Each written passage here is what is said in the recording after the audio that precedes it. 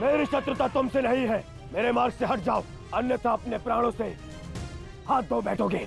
तो आज मैं उस कलंक को दूंगा जो मेरे परिवार के माथे पर है, कि अपने कुलवधु के अपमान का प्रतिकार नहीं कर पाए।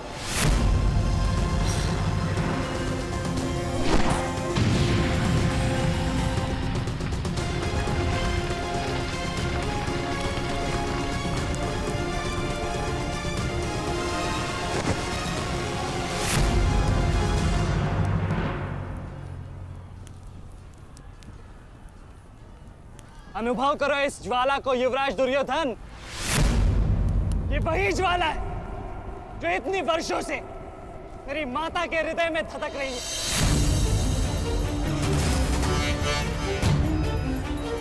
छोटा था मैं बहुत, पर मेरा रोम रोम जल उठता था ये सुनकर कि मेरी माता के साथ क्या हुआ। सोचो मेरे माता पिता और मेरे काकाओं पर क्या बीती होगी जब उन्होंने वह दृश्य देखा। मेरे माता पर क्या बीती होगी जब सहस्त्रों आंखें उनके वस्त्रहीन होते शरीर पर पड़ रही थी। आज मैं आपको उस अपमान का अनुभव कराऊंगा। आपकी पूरी सेना और महारथियों के समक्ष आपका वस्त्र हरण करूंगा और कोई कुछ नहीं कर पाएगा।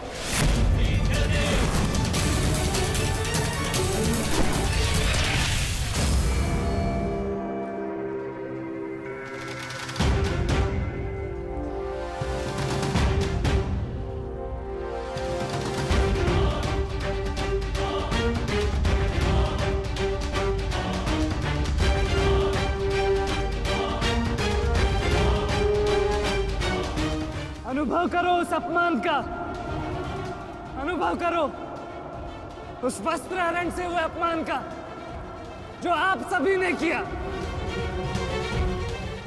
नदी जब सीमा तोड़ती है तो बाढ़ आती है। आज आपकी पाप की धारा की बाढ़ में आप स्वयं बह जाएंगे काकाश्री।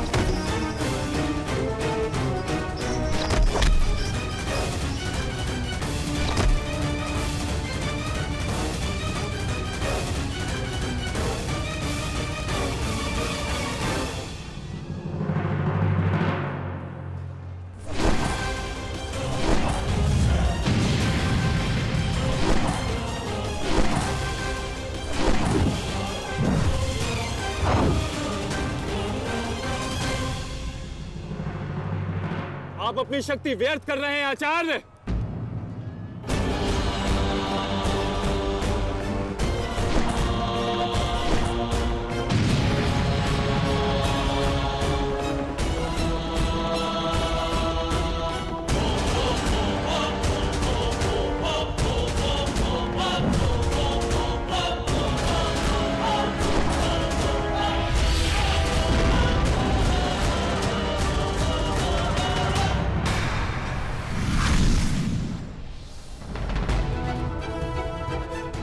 दुर्योधन को मेरी सहायता की आवश्यकता है। चलो सत्यसेन।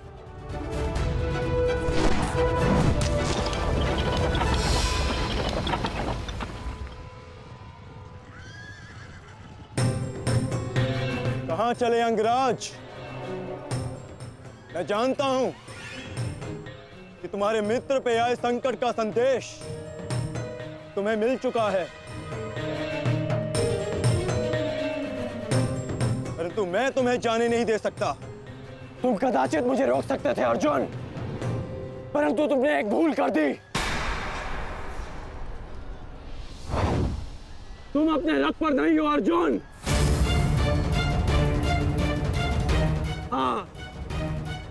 वासुदेव तुम्हारे सारथी हैं, परंतु महाबली हनुमान का आशीर्वाद तुम्हारे रथ पर नहीं।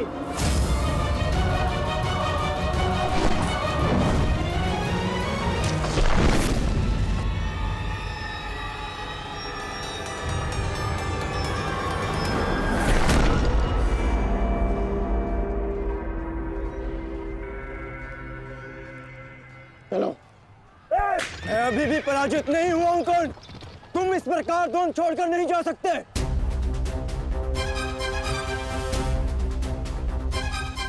तुम युद्ध के नियम भूल रहे हो अर्जुन।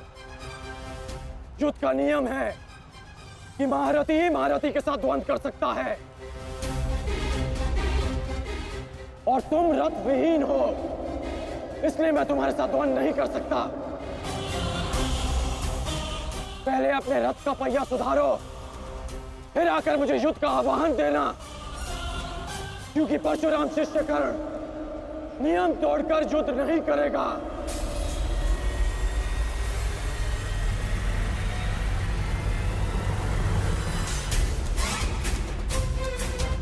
चलो सत्यसेन।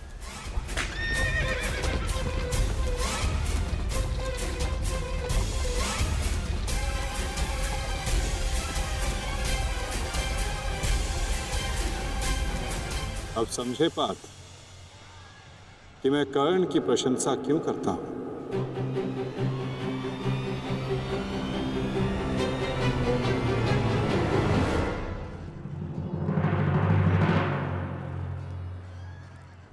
मानता हूं कि आपका वध करना काकाश्री की प्रतिज्ञा थी।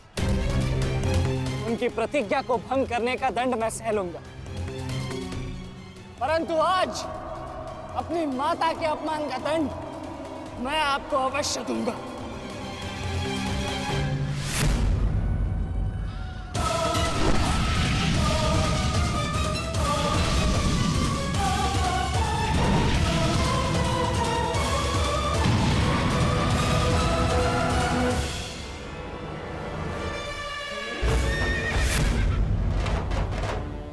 किसी की प्रतिज्ञा टूटे, पर मेरी प्रतिज्ञा नहीं टूटेगी अभिमन्यु। और मेरी प्रतिज्ञा है कि जब तक मैं जीवित रहूंगा, मेरे मित्र के प्राण नहीं जाएंगे।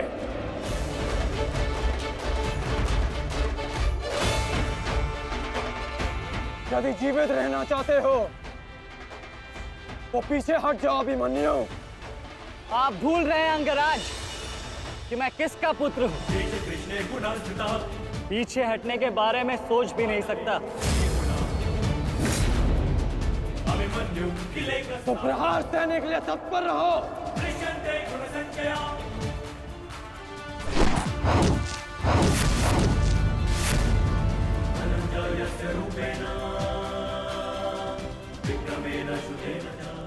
ये मेरे लिए पर्याप्त नहीं अंगराज।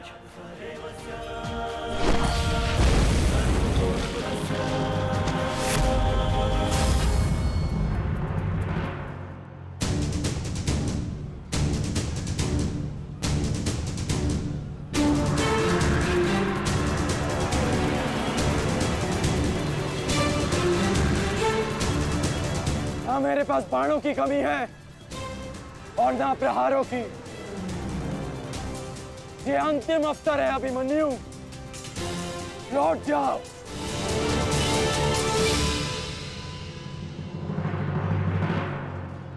तो मेरे तुनीर में भी उत्तर प्रस्तुत है अंगराज।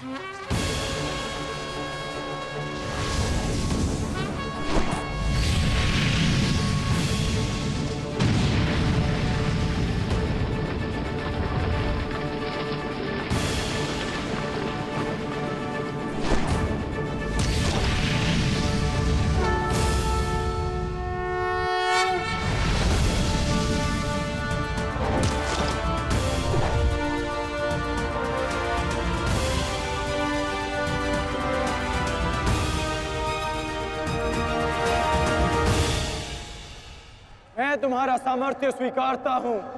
तुम्हें कुशल योद्धा हो अभिमन्यु, किंतु कुशल होने के साथ साथ बुद्धिमान होना भी आवश्यक है। लौट जाओ। यदि कल युद्ध करना चाहते हो तो आज जीवित रहना सीखना होगा।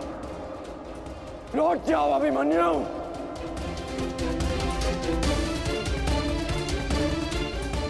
एक योद्धा के लिए आज या कल नहीं होता अंगराज। उसके लिए केवल वो ही पल होता है जिसमें वो मृत्यु के सामने खड़ा होता है। एक वीर योद्धा से सुना था मैं, हे मृत्यु, तैयार यदि तू आने को, प्रसन्न मुखा।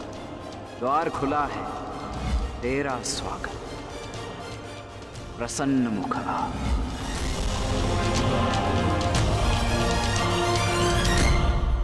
मुझे रोकने का अब केवल एक ही अस्त्र है आपके पास। यह आपको मेरा वध करना होगा। तो लीजिए अंगराज, अपने पुत्र के मृत्यु का प्रतिशोध लीजिए। आपके समक्ष आज वो योद्धा खड़ा है जिसके पिता ने आपके पुत्र का वध किया था। प्रतिकार कीजिए अंगराज, रुके क्यों है? क्योंकि जो पीड़ा मैंने सही, मैं नहीं चाहता कि वो पीड़ा मेरा शत्रु भी सहे। कृष्ण ने अपना विकल्प स्वयं चुना था। वो रणभूमि छोड़कर जा सकता था, परंतु उसने मृत्यु चुनी। गर्व है मुझे तुम जैसे युवा योद्धाओं पर, जो अपना कर्तव्य पूर्ण करने के लिए सदैव तत्पर रहते हैं। मैं जानता हूं कि तुम पीछे नहीं हटने वाले अभिमन्यु, परंतु मुझे भी अपना कर्तव्य पूर्ण करना है।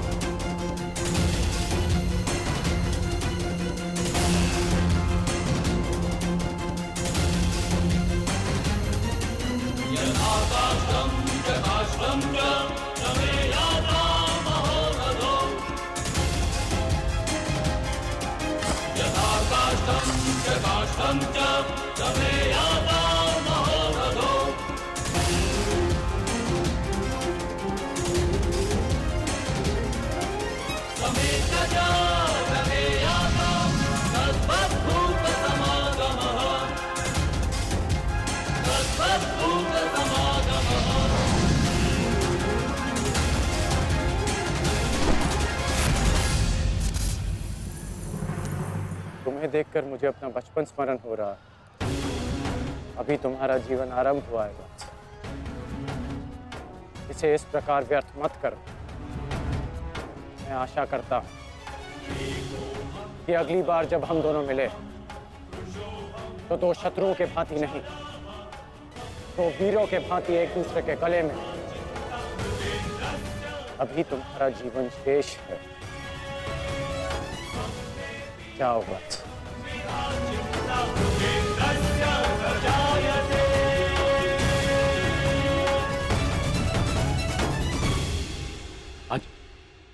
आज कौरवों की विजय हुई है गांधारी। पांडवों की एक अक्षुणी सेना को ध्वंस कर दिया है हमने आज। भीम हमारे एक भी पुत्र को क्षति नहीं पहुंचा पाया, एक भी।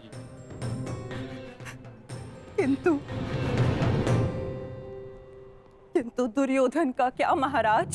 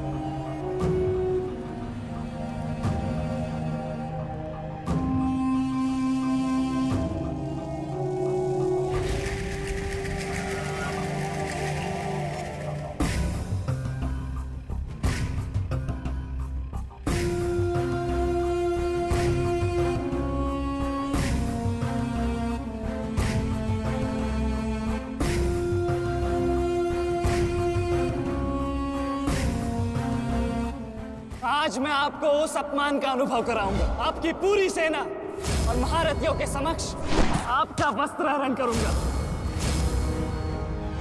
परंतु आज अपनी माता के अपमान का दंड मैं आपको अवश्य दूंगा।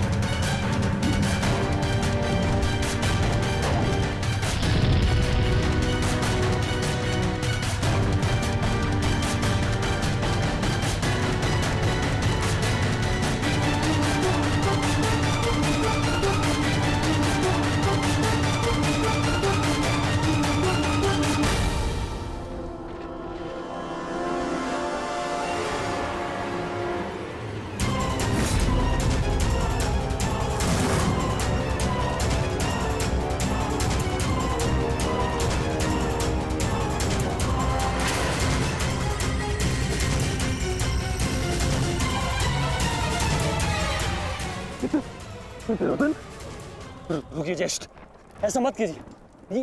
ये क्या कर रहे हैं आप? दुर्योधन, दुर्योधन, ये सब कुछ क्या है? आज के इस युद्ध में हमें विजय मिली है, फिर ये सब कुछ क्यों कर रहे हो तुम? ऐसी विजय जो अपमान की थाली में सजा कर मिले, ऐसी विजय से श्रेयस्कर है कि मृत्यु को पालूं। नहीं। मेरे जीवन में कभी मेरा इतना अपमान नहीं हुआ है। अब इस जीवन का और कोई मूल्य नहीं। मैंने ये युद्ध संपत्ति के लिए नहीं, अपने हट, अपने सम्मान के लिए बुलाई थी। अब जब सम्मान ही नहीं रहा तो इस विजय का मैं क्या करूंगा? मेरी सेना के सामने विश्व के महानतम योद्धाओं के रहते वो 16 वर्ष का बालक मेरे वस्त्र हरण कर गया और चेतावनी देकर गया है कि युद्ध में जब भी मिलेगा पुनः यही दोहराएगा। अब ये वस्त्र हरित दुर्योधन सम्राट बन भी गया। कैसे अपनी सेना से, अपनी प्रजा से पाक मिला पाऊंगा मैं? इस लज्जा के साथ मैं अब जीवित नहीं रह सकता। नहीं दुर्योधन, देखो अपने क्रोध पर काबू पाओ। देखो विजय हमारे निकट है दुर्योधन, मानो मेरी बात। छोड़िए मुझे मामाश्री, छोड़िए मुझे, अन्यथा इस अग्नि में मैं अपने आप से पहले आपकी आहुति दे दूंगा। छोड़िए मुझे। नहीं। छोड़िए। छोड़िए मुझे।